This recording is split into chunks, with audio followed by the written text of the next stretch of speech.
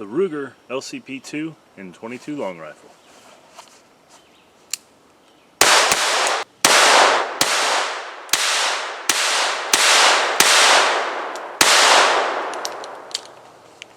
Oh yeah.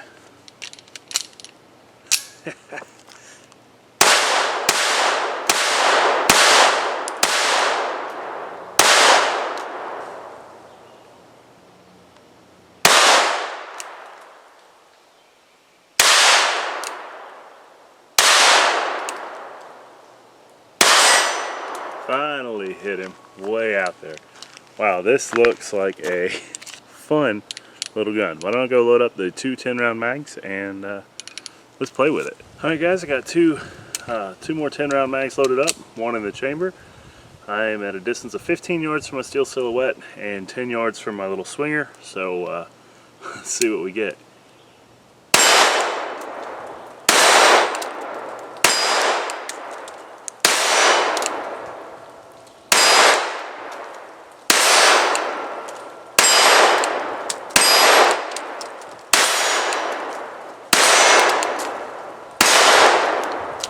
I can tell you, there's some serious muzzle flash. I'm not sure how well it's going to show up on camera. What we're shooting, for those who are curious, is just some 40 grain lead round nose blazer, I think. So pretty bottom of the barrel ammo.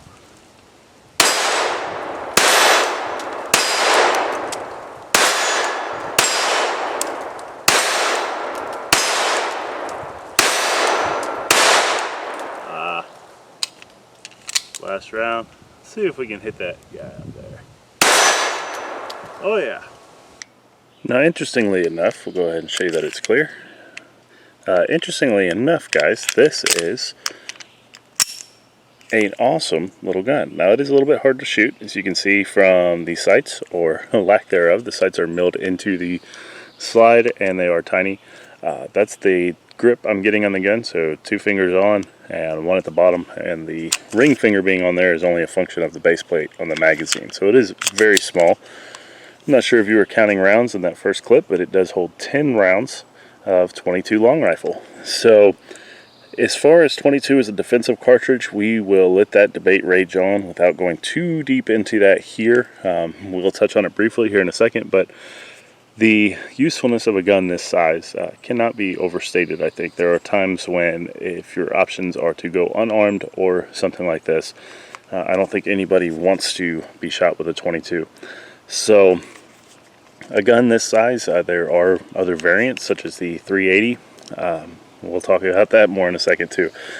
It does have slide last round bolt hold open, so that is nice. Just to show you guys, it will lock open after the last round is fired. You have a nice thick chrome looking barrel, which I'm stainless steel I'm sure, and some pretty aggressive slide serrations here, as well as cocking ears here on the back and forward serrations.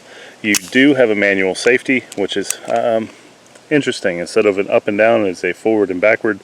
So there it is right there. Taking the safety off, not too bad. Putting it on a little bit more tricky so far. Now this is a single action pistol. There is an internal hammer in there.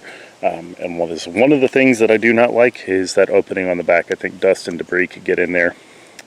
You have a nice texture here on the grip. No complaints there. And a push button magazine style release. The gun ships with one 10-round magazine, although more magazines are readily available. Trigger pull on it, and the manual does say that it is safe to dry fire this pistol without worrying about the firing pin. Trigger pull is, you have a little blade safety there in the middle of the trigger.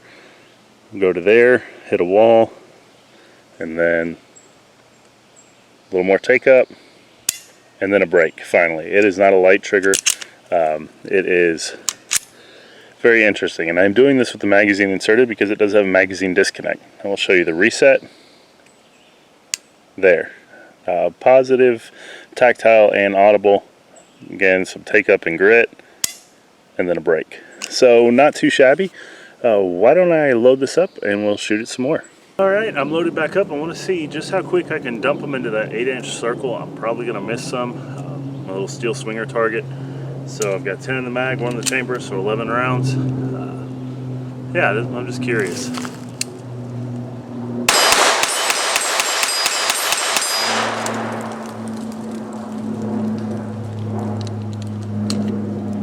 not too bad. Better than I thought I'd do. So this is just a quick and dirty first look video on the Ruger LCP 2 in 22 long rifle. So far, I am definitely not going to treat something like this as an everyday carry gun or a gun that I would want to get in a gunfight with if I had to get in a gunfight. But as a deep concealment gun, maybe a backup gun, I can see the appeal of something like this. It is tiny, holds 10 rounds, so I think that's pretty cool. You know, even like your Walther P22s and things like that. They're a lot bigger guns, and they only hold 10, and this little guy is right up there with them.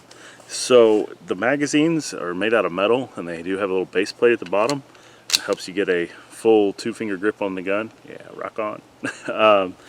This is definitely something that looks like it's going to be a lot of fun. It's kind of what I would use it for.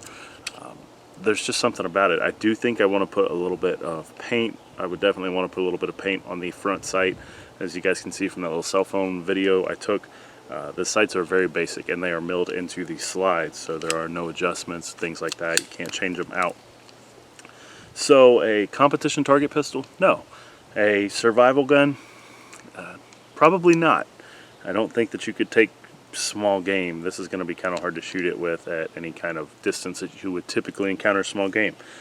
But as a fun gun, a gun to come out here and play around for cheap, 22 is still cheap.